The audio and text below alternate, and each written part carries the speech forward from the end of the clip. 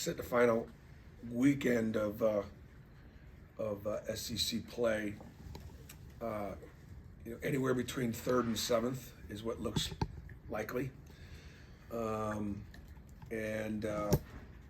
obviously we got two monster opponents in front of us. Alabama just beating people by 26 at home on average is an astounding figure. They're one of a handful of undefeated teams at home. They play great at home. They play great at home. They shoot it great at home. They just play with great energy, and obviously the game will be, for an opportunity for them to win the outright championship in the SEC. So we did a lot of good things the first time we played them, and gave ourselves a chance. We're going to have to be really, really on our game, really physical, handle their energy, but it's a great opportunity for us because as I look at it, we'll winning one of these next two games puts us in position where we'd be a lock to make the tournament. And I just know I've been in situations in other years where there's nothing left on the schedule to really get you over the hump that really can get you in.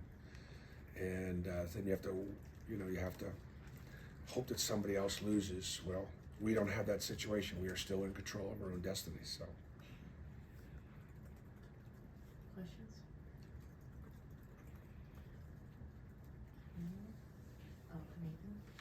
Bruce, what do you think you guys did so well the first time to kind of keep Miller out of the action for a good portion of that game, and do you think you can replicate some of that? Yeah, I mean, I thought that Al and Jalen, Chris, Lior, those guys had him most of the time. I thought they did a good job.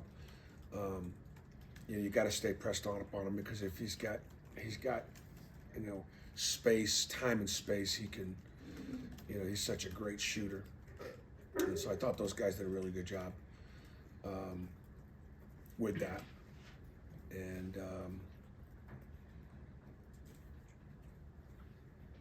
we try to, we'll definitely try to duplicate what we did the first time. He's playing great right now. I mean, that's probably from a standpoint of just his scoring one of his lower outputs of the year. Bruce, how's the team kind of responded after the loss and just the way the second half went against Kentucky, and how'd they come out kind of yesterday? I think that we've had a ton of Saturday losses here down the stretch. Sort of, you don't mind me looking down, kind of dating back to West Virginia. So West Virginia, Tennessee, Alabama, Vanderbilt, Kentucky. So we lost 5 straight Saturdays, and that just that wears on you.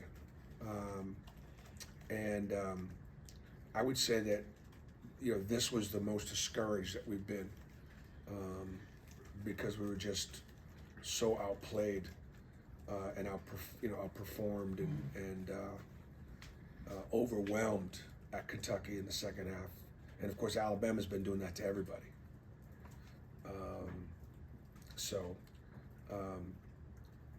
We had try to keep things as normal as possible as far as our practice is concerned. And we really want to take advantage of the body of our work.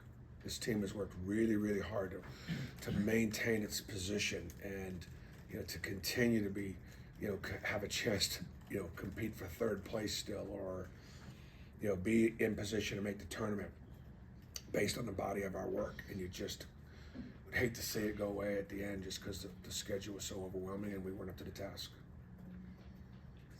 That was actually my question. Was kind of like mood of the team right after the game when you were in the huddle.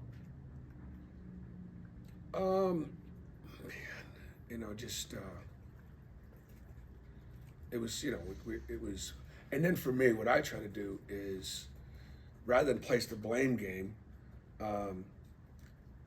still the only thing you can do is find reasons why we allowed that to happen, because we didn't. These are the things that we didn't do defensively, that we're taught to do, that we that we're kind of supposed to do. So therefore, if we can be in control of that, we can fix it.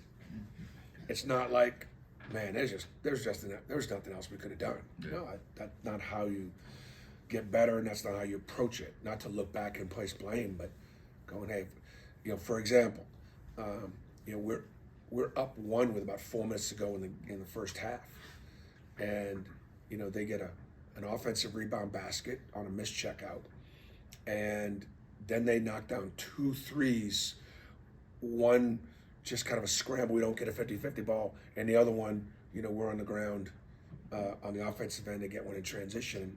Next thing you know, it's on its way to 11, and then we start the second half, and we give up 2 or 3 offensive rebounds, baskets in the first 4 minutes. Again, missed checkouts. Now all of a sudden, it's now in the high teens, and it's getting away from us. So just rebounding allows us to, stay within the margins. That's something you can control. Mark Murphy? In the first game, Alabama's bench was basically the difference in the game. How big would it be for your bench to have a really good game tomorrow night? Well, I mean, typically on the road, hostile environment, your best players got to be at their best because everybody's going to be really challenged, and typically your bench has a chance to really help you at home a lot. But we're still playing 10 guys, and we're best when everybody contributes, and it would be great if we could get more from our bench, but our best players are the ones we still rely on. Last question, Hope?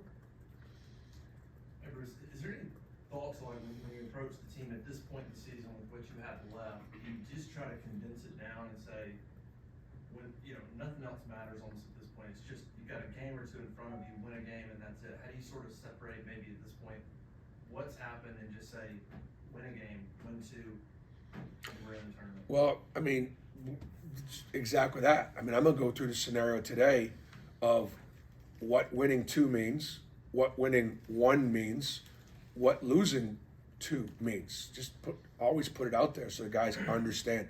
You just don't ever want to look back and have them be in any sort of a doubt, and then look forward to the SEC tournament. We have an idea based on just where we would, who we could play in the first game, one way or the other. Chance typically in the first game, it's not going to be an opponent that could put you in, but it's definitely an opponent that could put you out. So we have a chance to play 2 opponents that could get us in right here, right now. Go to the SEC tournament, lose and you're done, but win and you still may not be in. You can't win yourself in, maybe with that first round opponent. So all you do is lay the cards out, which then I go back to, man, the body of work. For example, Colgate won their league, and that matters. The wins over St. Louis, even though they've not had a great year, that was a great win for us. Beating Northwestern, who has been who's a quad 1 win, and holding them to 42 points was significant. Bradley won their league, and the formula that we've always had of trying to play, really good non-conference teams that have a chance to compete there. That stuff's all really helped us. It seems like it's a long time ago, but it really isn't.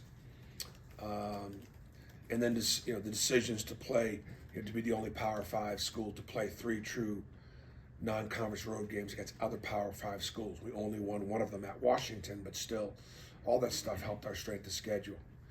And so, you'd hate for it to be a situation where we just couldn't beat the best teams on our schedule. That's what it's boiled down to so far.